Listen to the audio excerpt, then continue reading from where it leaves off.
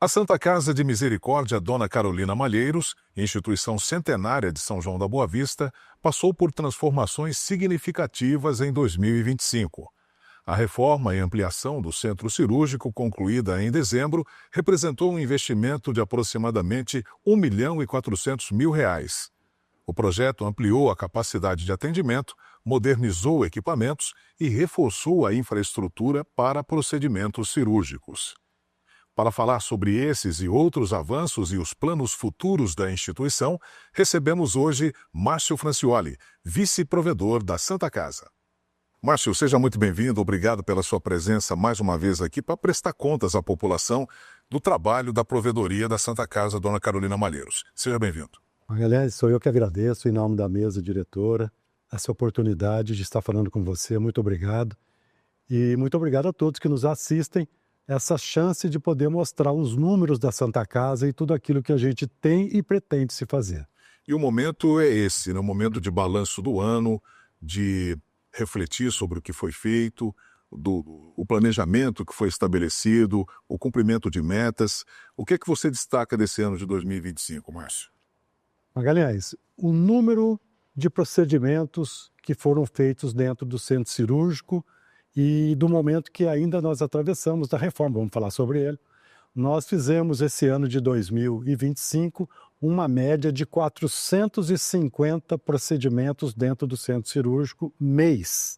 Então, é muita coisa que se faz diariamente, principalmente os casos de urgência e emergência, uma média de 12 casos por dia que isso acontece. Então, isso movimenta muito o hospital, e o hospital está ficando pequeno já para o tamanho de São João e região. Então vamos falar da reforma do centro cirúrgico, né, da ampliação. Foi a meta do ano mais importante que vocês cumpriram? E o quanto a Santa Casa investiu nessa obra e o quanto ela vai ser importante para os próximos anos da Santa Casa? Então, nós entregamos agora, no dia 19, a conclusão da obra. O centro cirúrgico, ele tinha 45 anos que só passava-se uma tintinha nele e tal, quer dizer, não tinha uma reforma, não tinha uma revitalização, uma ampliação. O que foi feito, o projeto feito começou-se em abril de 2024. Então, podemos dizer que 1 ano e 8 meses fazendo isso. Nós ampliamos uma sala, hoje nós temos 6 salas cirúrgicas, temos a sala de RPA, que é a recuperação pós-anestésico, com mais 6 leitos e tudo, uma farmácia nova dentro do centro cirúrgico e tudo aquilo que é necessário para que os cirurgiões, os médicos que ali transitam, principalmente os anestesistas, tenham tudo da melhor qualidade. É simples isso? Não. Você imagina fazer uma reforma por fora, fazendo buraco em parede, entrando dentro e se recuperando. A reforma, simplesmente, ela é a solução? Não. E os equipamentos? Então, nós tivemos que comprar carrinho anestésico, mesas cirúrgicas e outros, toda a parte de gases, tudo novo, com vídeos disponíveis, os equipamentos para ultrassom e raio-x dentro do centro cirúrgico. Então, tudo isso foi feito com recursos da Santa Casa, recursos próprios da Santa Casa, e algumas ajudas de emendas e também de empresários. Nós estamos concluindo o orçamento, ele fechou em R$ 1.400.000, custou para a Santa Casa essa reforma. E hoje nós podemos dizer que o centro cirúrgico da Santa Casa é um centro cirúrgico de ponta. Em termos de atendimento, o que isso significa? Vocês ampliaram em quanto esse atendimento, a capacidade do centro cirúrgico? Nós tínhamos 5 salas e uma delas não era usada, então nós tínhamos praticamente 4 salas, aumentamos 50% de salas apta a qualquer tipo de cirurgia e isso está dando é frenético a quantidade de procedimentos que se faz. Começa de manhã e vai até à noite. Você faz a conta, o que dá uma média aí de 450 procedimento cirúrgico dentro desse por mês. O que dá isso, né? Ô Márcio, e a Santa Casa de São João da Boa Vista, ela tem uma característica regional. 8 cidades. 8 cidades. Aguaí, Vargem Grande, nós temos aqui, enfim, o colegiado da Consórcio Mantiqueira. Da Mantiqueira. É uma parceria vantajosa para a Santa Casa hoje atender a essas cidades? Olha, aliás, o Colégio Mantiqueira, nós prestamos serviços da alta complexidade. Nem sempre isso é respeitado, de vez em quando chega pacientes aí para a gente que não deveria estar aqui e que a gente também é obrigado a atender, porque se a gente não atender, a pessoa pode vir a falecer ali, entrar em óbito ali. Então a gente acaba fazendo isso. Mas dentro também da especialidade de oncologia, nós atendemos 20 municípios. Então o fluxo de pessoas é muito grande, o fluxo de paciente é muito grande. Isso é bom ou ruim? Para a Santa Casa, em matéria de ganho de tecnologia, de ganho das experiências naquelas especialidades, é muito bom. Mas a questão financeira que é o grande problema. Tá? Hoje, a Santa Casa gestiona um valor de 105 milhões por ano. 75 milhões vem do poder público, que é para esse tipo de coisa. Poder público é governo federal, estadual e municipal. Tá? Então, dentro disso aqui, nós fazemos a alta complexidade para 8 municípios, oncologia para 20 municípios e a média e baixa complexidade para 3 municípios, São João da Boa Vista, Aguaí e Águas da Prata. É assim que ele é dividido. E hoje, a Santa Casa, do jeito que está, ela está ficando estrangulada. Agora, precisaria ter mais recursos para que você pudesse, inclusive, ampliar leitos. Hoje, a Santa Casa tem 171 leitos, 20 leitos de UTI, 17 leitos ambulatoriais, 102 leitos SUS, 102 leitos de quartos, de enfermaria, vamos chamar assim, para o SUS. E o restante é não SUS, que são os leitos que nós colocamos para mais saúde e tal, que completa os 171 leitos. Isso precisa ser revisto e é um projeto que a gente pode estar se pensando na próxima gestão. E qual o custo estimado dessa infraestrutura mensal? Então, o custo SUS, para a gente, nós recebemos esses 105 milhões por ano. 75 é SUS. Esse contingente, ele provoca um rombo para a Santa Casa de 8 milhões. Isso é SUS, ele dá um prejuízo anual de 8 milhões. O que é que repõe esse dinheiro? É o não SUS, esses 30 milhões que a gente tem, que a gente recebe de fazenda, que nós temos, de aluguel, de procedimentos que nós prestamos, do Mais Saúde, que ele é que traz um lucro para a gente. Tá? Então, é aí que a gente consegue balancear os custos da Santa Casa. Aí você fala, mas a hora que você termina o ano, quanto que fica? Fica em torno, sobra para a Santa Casa em torno de R$500 mil no ano. É isso. Então, a hora que você fecha o ano, tem um superávit de R$500 mil. Não tem superávit. É de todo esse dinheiro que vem e é esse dinheiro que nós vamos fazendo essas obras que estamos fazendo. Então chega no final do ano e empata, dá 0 a 0. Márcio, e esses entes, o governo do estado, o governo federal, o governo municipal, eles trabalham, eles repassam recursos para a Santa Casa mediante uma prestação de contas, um custo estimado.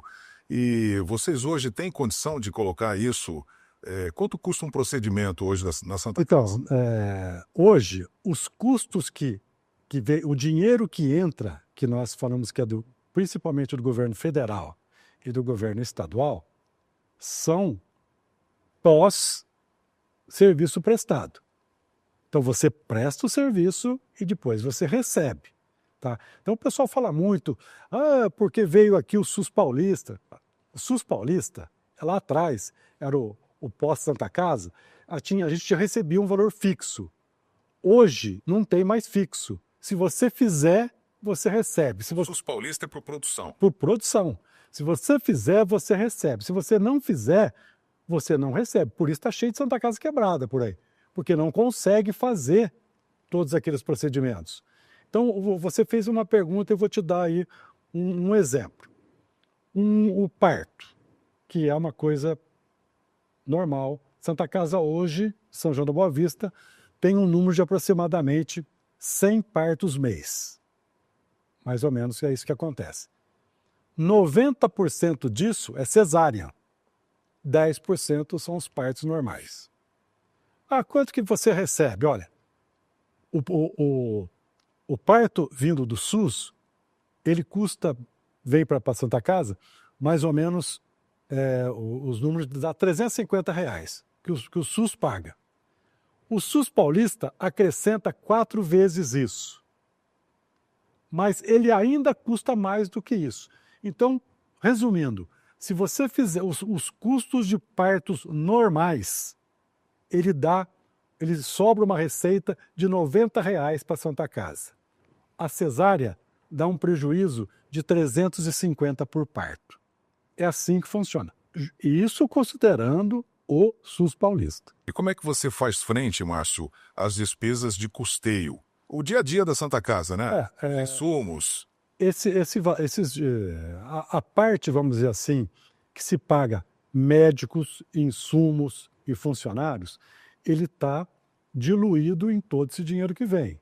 Grande parte dele advém, a gente utiliza o SUS paulista, parte do dinheiro municipal e também parte do nosso dinheiro, que é aqueles 30 milhões que são extra federação, estado e município.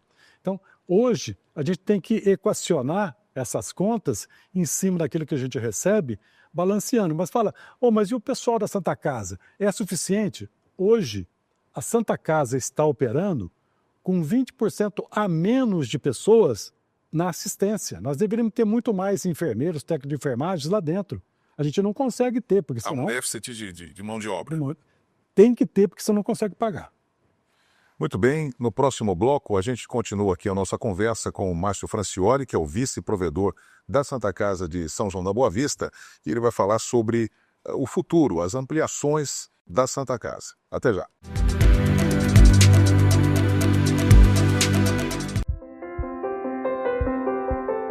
A cada momento, em cada passo, nos fazemos presentes. Estamos em 11 cidades do interior paulista, transformando a vida de mais de 67 mil pessoas.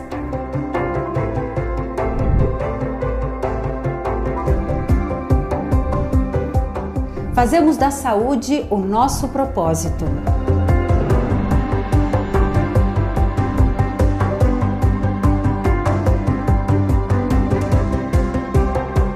Nós somos a presença que transforma. Nós somos a Unimed Leste Paulista.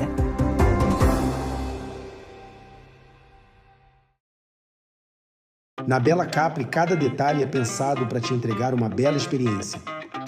Sabor feito à mão, com agilidade e tradição. Pizzas a partir de R$ 49,90, peça com facilidade e rapidez pelo nosso aplicativo. E toda terça você aproveita 30% de desconto. Baixe o app e aproveite. Bela Capri, Avenida Durval Nicolau, 996. Entregamos para toda a cidade.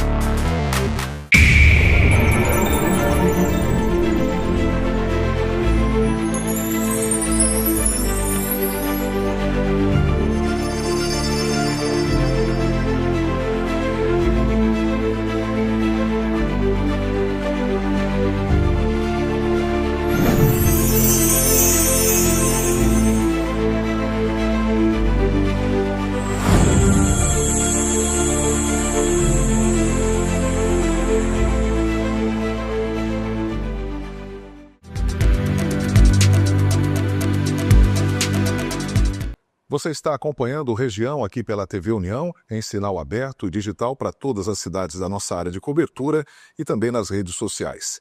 Hoje eu estou conversando com Márcio Francioli, ele é o vice-provedor da Santa Casa Dona Carolina Malheiros, de São João da Boa Vista. Prestando contas do ano de 2025, o Márcio aqui já fez uma série de comentários sobre as finanças da Santa Casa e agora nós vamos falar sobre a expansão da Santa Casa, considerando aqui o Centro Cirúrgico, que foi a obra principal do ano de 2025, começou lá em 24, mas foi concluído agora, consumiu R$1.400.000, mas você tem planos, né? A provedoria tem planos de expansão. O que hoje está estrangulando essa intenção de expandir a Santa Casa? Olha, aliás, nós falamos os números que nós temos, esses leitos e a quantidade de pacientes que passa dia ali. A Santa Casa necessita urgentemente de uma ampliação de leitos de enfermaria. Seria super importante também que nós tivéssemos aqui talvez não mais 10 leitos de UTI, mas leitos de semi-intensiva, que isso faz com que você alivia o contingente das UTIs. São aquelas pessoas que fazem uma cirurgia e que tem que ficar por um período curto, então passaria por essa semi-intensiva. Eu vejo que a Santa Casa de São João, para continuar dentro da regionalização, com toda essa população que está crescendo, que cresceu muito, muito. Você vê um outro número, outro fato importante para a atual economia, quantas pessoas deixaram de pagar seus planos de saúde? Para onde foram essas pessoas? Para o SUS. Para onde que eles vão? Para uma Santa Casa. E aí começa a se faltar leito. Hoje nós temos dentro da Santa Casa uma média de 110 pacientes internados dia. A Santa Casa vive lotada. Quando necessitamos de determinados leitos específicos, a gente acaba tendo problema de remanejamento dentro da Santa Casa. Então, eu enxergo que a Santa Casa tem que dar um passo à frente e trazer pelo menos mais 50 leitos de enfermaria, 10 leitos de semi-intensiva e mais leitos de suporte, talvez de ambulatório, mexer um pouquinho nisso. Para fazer isso, nós precisamos de espaço. E o nosso espaço hoje é o terreno que está na mão da FAI. Nós estamos conversando, a FAI está de acordo de que esse terreno retorne para a Santa Casa, seguindo todas a legislação vigente, né, pertinente ao assunto. E agora o prefeito atual, o Vanderlei, deve fazer alguma coisa para que esse terreno volte para a Santa Casa e a gente comece a pensar numa ampliação de estrutura da Santa Casa. Caso contrário, ela vai ficar estrangulada.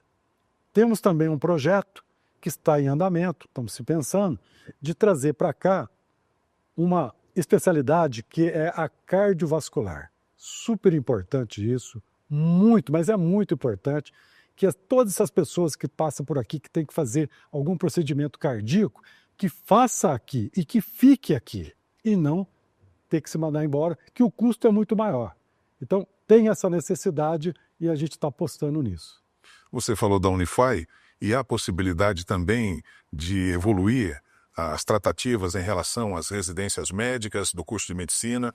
A residência médica já é uma realidade, né? Ela vai acontecer agora em 2026. Deve ter 4 vagas para residentes e isso, cada vez mais, vamos ter que ampliar.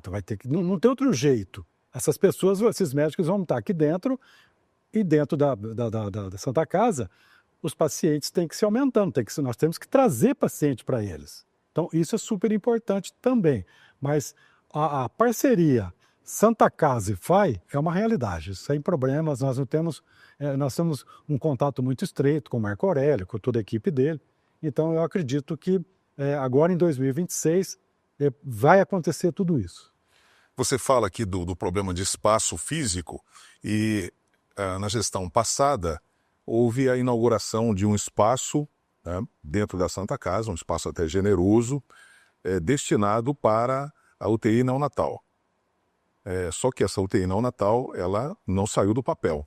né? Ela tem lá um espaço reservado para ela. E o que a Santa Casa faz com essa área que fica ali ociosa, né? E você precisando de espaço para expandir? Nós precisamos tomar uma decisão disso. A UTI neonatal, ela foi construída o prédio para isso, tá? Então, se a gente tiver que utilizar esse espaço para qualquer outra coisa que não seja neonatal, nós temos que mudar algumas coisas lá dentro, porque o tamanho das camas, dos berços, para recém-nascido, é uma coisa. Para você colocar adulto lá dentro, a cama não cabe no espaço que foi programado, foi projetado. Mas não se pode deixar no coração da Santa Casa uma área toda daquela lá parada, tendo necessidade para outro tipo de especialidade. Essas crises respiratórias que nós tivemos, nós até chegamos a usar aquele espaço para isso. Agora, isso não pode ser um uso repentino de chegar e colocar lá dentro. Nós temos que fazer adaptação e colocar lá dentro os equipamentos necessários para dar um uso definitivo para aquele espaço. Ou faz-se a UTI neonatal, que demanda de muito dinheiro, esse dinheiro tem que vir do Estado, da União. E não é só o dinheiro, né? É a manutenção. Manutenção. É isso que a população precisa entender. Você cria um equipamento dessa envergadura, dessa importância, dessa complexidade, você precisa custear, manter, né, uma UTI neonatal. Tem que se fazer um estudo de demanda e tudo mais. Agora, vocês pretendem, na impossibilidade de se montar uma UTI neonatal, instalar ali um outro tipo de equipamento que vá atender a população? Não, eu acho que nós temos que fazer isso, né? Terminando a neonatal. Hoje a neonatal, para equipar ela, vai se gastar aproximadamente 15 milhões de reais. E quanto custa a manutenção disso? A equipe disso? Ela custa aproximadamente 1,5 milhão mês. Alguém tem que pagar isso. Estado, União, município, colegiado, quem é que vai pagar isso? Então, fica difícil para que isso aconteça. Agora, não se pode deixar todo um espaço parado, com tanta necessidade que temos, aguardando que isso venha acontecer. Então, essas negociações agora, eu acredito que em 2026 nós vamos ter que envolver o poder público, lógico, que aquela reforma foi feita com dinheiro público, para que a gente dê um destino de um uso para a população. Se o dinheiro foi gasto para a população, se não dá para ser neonatal, tem que ser outra coisa. E nós vamos trabalhar em cima disso, para que em 2026 isso venha acontecer. Ô Márcio, a sua gestão, né, do Francisco, que é o provedor, no ano que vem teremos eleições, né, nesse ano de 2026. Né, nós estamos gravando esse programa no último dia do ano, no penúltimo dia do ano. E qual a expectativa? Vocês pretendem ir para a reeleição? Como é que está essa questão hoje dentro da provedoria? A Assembleia já está programada para o dia 12 de março, que vai ser dia 12 de março. Então, quer dizer, a gestão atual, ela pode ir até 31 de março, mas dia 12 vai, depois, logo em seguida, dia 20, deve assumir a outra mesa. Essa mesa atual, ela vai completar agora 9 anos, com o mesmo grupo. Eu acredito que a maioria permaneça. Então, nós devemos continuar o mesmo grupo, dar continuidade disso, porque a gente praticamente saneou a Santa Casa. Nós pegamos a Santa Casa devendo 40 milhões, hoje ela deve 24 milhões. Mas 24 milhões, tudo equacionado, tudo parcelado. Se você falar, mas a Santa Casa deve alguma coisa, a Santa Casa não deve R$1 para ninguém. Tudo pago. Fecha o mês, está tudo pago. Paga-se tudo. Tem parcelamento de tributos que no passado não pagou? Ainda tem. A Santa Casa pagou de tributos atrasado de INSS, Fundo de Garantia e Imposto de Renda, mais de 12 milhões por enquanto. E continuamos pagando. Agora, para que a gente faça isso, essa equipe está pensando em dar continuidade nisso. E aí nós estamos articulando as funções. Quem é que vai ficar, quem que não vai ficar, mas o grupo deve permanecer. Perfeitamente, mas dentro do que vocês já fizeram nesses 9 anos, né, sanear as finanças, dar um norte para a administração, para a gestão da Santa Casa, em que vocês pretendem avançar a partir de um novo mandato, de uma nova gestão? Quais são as áreas prioritárias? É a ampliação da Santa Casa. Nós precisamos fazer com que a Santa Casa tenha mais espaço para isso. Nós fizemos um projeto, eu apresentei esse projeto para o nosso plano, para Mais Saúde, que ele faz parte. Já mostrei o projeto, inclusive, para o Vanderlei. E nós devemos fazer alguma coisa para que se junte.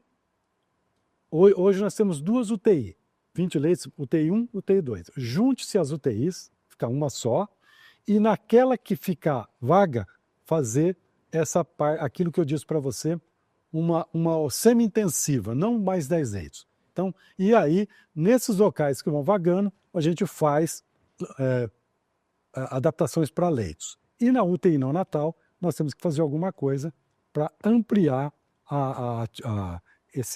essa possibilidade de leitos, de enfermagem, de cirurgias que são feitas de curto prazo, entra ali e sai, né? Que é a Delclin, né? Que eles falam, entrou hoje, sai para lá, um instantinho sai. Então, esses espaços têm que ser para isso. Essa vai ser a meta inicial da próxima gestão. Houve, durante a pandemia, uma suspensão das cirurgias eletivas. Sim. E você ficou com isso represado e agora há uma demanda muito grande, né? De cirurgias eletivas. Então, qual é o planejamento nesse sentido para reduzir essa fila das eletivas? As cirurgias eletivas, hoje nós estamos fazendo uma média de 100 cirurgias mês nas eletivas. O grande gargalo está na ortopedia. O grande problema é a ortopedia. Por quê? Porque grande parte delas tem a questão das próteses, que tem um custo elevado e tal. Então, isso tudo tem que ser feito com recurso. Ainda assim, em 2025, fizemos alguma coisa com algumas emendas que vieram. A gente canalizou para junto com a prefeitura, lógico, sempre junto com o Departamento de Saúde, a gente canalizou para isso. A ideia é fazer com que, agora, com o centro cirúrgico em pleno funcionamento, né, nós entregamos dia 20, as 6 salas prontas, a fazer um pouco mais de cirurgias durante o ano de 2026. Para isso, talvez tenha que se dar uma ampliada nas equipes lá dentro. Tá? Hoje a nossa equipe de ortopedia são 8 médicos de ponta, são 8 médicos especialistas e que fazem tudo lá dentro. Então, esse foco vai ter que ser dado nas cirurgias eletivas para que ela caminhe com um pouco mais de velocidade. Mas não é tão simples, conforme você disse, não é tão simples assim vencer esse obstáculo. São anos de cirurgias paradas, né? Ficou parada ali 2 anos e agora vem se fazendo e a quantidade é muito grande que nós temos na fila. O grande gargalo são as cirurgias ortopédicas. Uma mensagem final aqui do vice-provedor, que representa o provedor hoje aqui nessa entrevista, aos funcionários, né, da Santa Casa, aos colaboradores, às pessoas que estão ali no dia a dia e que têm a missão, né, de manter aquele hospital funcionando. Qual a sua mensagem? Hoje nós temos 750 funcionários CLT. Temos mais ou menos uns 150 médicos e mais todo aquele pessoal que a gente tem, são os contratos de prestação de serviço, são os nossos parceiros. Então hoje circula na Santa Casa tranquilamente 1.000 pessoas, 750 funcionários. A gente tem falado muito sobre isso. A gente precisa do engajamento de todas essas pessoas para trazer cada vez mais uma qualidade no serviço, prestando uns serviços de excelência, que os nossos médicos são médicos de excelência, e você vê que essas pessoas, os pacientes, elas transitam por ali e não tem retorno. Isso é uma grande coisa, porque os procedimentos são feitos com muita qualidade. Mas nós precisamos do engajamento de toda essa população para que a gente consiga ampliar aquilo e trazer um serviço maior e de melhor qualidade para a população. Esse é o objetivo da futura gestão que vai assumir a Santa Casa por mais 3 anos. Márcio, muito obrigado pela presença, mais uma vez. Eu que agradeço você, agradeço a todos que nos assistem e conto com vocês, a população. São João da Boa Vista tem uma população que adere à Santa Casa. Quando a gente chama essa população para dentro de Santa Casa para contribuir, isso acontece. E a gente vai fazer isso novamente no ano de 26, 27, 28 aí, para que a gente consiga melhorar, que a Santa Casa, ela não é da administração, a Santa Casa é da população sanjoanense. É uma instituição do povo, que está ali para servir o povo, né? Quem usa o SUS. E é para isso que nós estamos lá sempre disponíveis. Muito obrigado a todos vocês. E de nossa parte aqui da TV União, nós desejamos um feliz 2026 e um ano de muito trabalho para todos. Muito obrigado. E o Região vai ficando por aqui. Um grande abraço e até o próximo programa.